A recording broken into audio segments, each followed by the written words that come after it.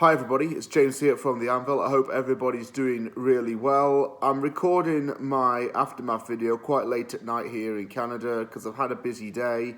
I was up early for the game, then went straight to work, got in, felt really tired from work and slept. And I've only really gotten up in the last hour or so to do this video. So let me just get on with it. It finished West Ham United 2, Leeds United 0 in the FA Cup third round at the London Stadium. West Ham's through into the fourth round, where the Hammers will face Kidderminster Harriers, and Leeds United is dumped out, ending their chances of winning the FA Cup on the 50th year anniversary of the team winning its first and only FA Cup. It was a game that West Ham just needed to get the job done in. And I think that was just important, was just getting through into the next round by any means necessary. And we did just that. We didn't do it in the most comfortable fashion. It was very tense when it was 1-0 to us. And I did keep saying to myself, we need to get a second goal and just calm those nerves a bit. We did get a second goal with virtually the last kick of the game. But up until that point, I was still feeling a little bit nervous. In the end, it turned out I didn't need to. Leeds were woeful in a lot of places. Their passing in particular was bad.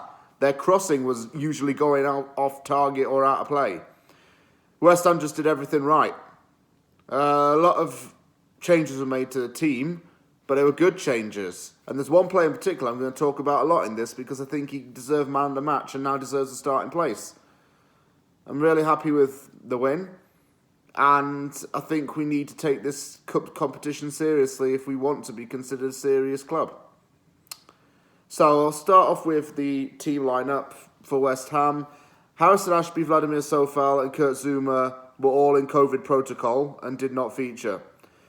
So there were 3 changes made to the team. Starting in right back was Ryan Fredericks. And in goal was Alphonse Areola. And Nikola Vlašić started this game as well. Vlašić is a player who I mentioned that I wanted to see start more games and even start in the Premier League, but Vlašić started in the FA Cup. He started in a lot of cup competition games, and I think slowly he's started to earn that starting spot. With Benrahma in AFCON right now, Vlašić provides competition for that place.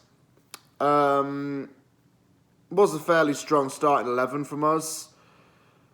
I think Leeds United didn't have its strongest 11 out because they have a lot of players injured or in COVID protocol. So they had to have a few teenagers on the bench, play a lot of younger players in hope of getting a result. I've got to say for a start, as someone who is from Yorkshire, I can tell you Leeds United fans always come in mass numbers and make a lot of noise, and they did that at the London Stadium. I could hear marching on together, bellowing from that away end. Fantastic support from them. So if any Leeds fans are watching this, love your support. But I am from Doncaster, and I'll never forgive you for what you lot have done to us over the years. Although we did beat you in the 2008 playoff final. Yeah. Anyway, back on to West Ham. Bowen was off target early on in the game. But one positive was that Fredericks looked really good with his dribbling. And to say he's like a third choice right back, Fredericks has never disappointed me. He's never disappointed me at all. His running and his pace are what make him such a good player. Bowen had a shot at goal which was cleared off of the goal line, but West Ham looked so sharp in the first half. The goal was coming, you knew it. Antonio went close as well, he went over, but West Ham just made good use of space. Leeds just let West Ham pass into space all the time. West Ham has so much space to operate on, and in fact, the amount of spatial awareness and the amount of passing into space reminded me of how West Ham was at the start of this season with that counter-attacking system. You know, when we played Newcastle and we played Leicester, it was kind of like that. Just moving the ball freely, moving it to quite long distances to get some penetration into a defence. And that's what we did. 1-0 came though. And 1-0 came through Manuel Lanzini. It just had to be him. 3 goals in his last 2 games. He's already in contention to get a call-up for the Argentina national team. I think he's damn well going to deserve it. Scrappy goal, really. There's a penalty shout before the goal went in because Vlašić was deep into the box and appeared to be fouled. A little bit of a scrap between a few players. The ball eventually came out. Lanzini was just there to fire it in from close range, unchallenged. Meslier had his back towards the goal, actually, when it was fired. A little bit of a nervy moment because VAR was checking if it was offside. I could actually tell that it wasn't. Vlašić was played onside. And even in a shooting, there were two Leicester players in front of Lanzini. So it definitely wasn't offside in that sense. And goal stood. Antonio then went down with a knee problem. And this worried me a bit. Because if you watch my most recent Off the Press, I told you about that he said that he may have wanted somebody to give him a little bit of a kick up the backside when his form was down. So we need to get another striker in January. It's not even up for debate. There should be no excuses. We need to get that striker in and alleviate some of that pressure on Antonio to be the starter all the time. He went down with a knee problem. He got up for a moment, went back down, then got up again, and I was panicking then. A lot of fans were. We came close again before half-time, but ended 1-0 at the half. I had to go out and run an errand at half-time, but what I can tell you is that we played well, deserved to be winning, and things were going West Ham's way. Vlašić looked really good. And this is the player I'm going to talk about, Nikola Vlašić. Dribbling and passing were fantastic from him. He had a really strong game. That first half as well, Manuel Lanzini getting another goal, which is always going to be good to add to his confidence. Thought Bowen had a really good game. Fredericks had a really good game. Everyone had a pretty decent game. Everyone was pretty much above a 5 out of 10 in that first half. In the second half, Meslier had to deny Bowen, and I sensed 2-0 was coming very soon. Vlašić again, good dribbling, won a free kick after a long run, and he was fouled. Rice went off target, but Vlašić showed real class. Vlašić should start against Norwich midweek, I think. He deserves it now, because he showed really good passing, really good ball control, and really good vision. And that's what I liked about him. He was showing a lot of qualities that suit this West Ham-esque kind of midfielder. And that's what he had. He had that in him in the game. West Ham made a sub. Lanzini came off and on came Pablo Fornals.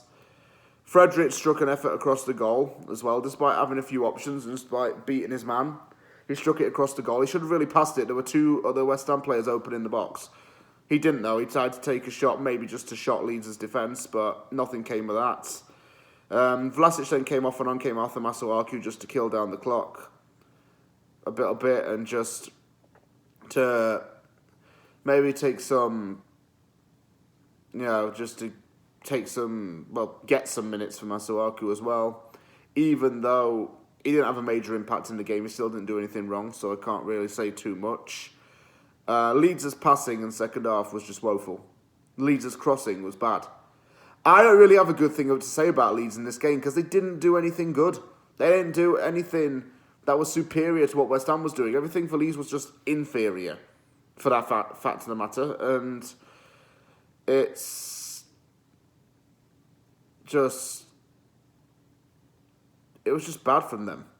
They just didn't deserve it, anything out of this game. They didn't. They would never look like they were going to win. Areola never felt threatened at all.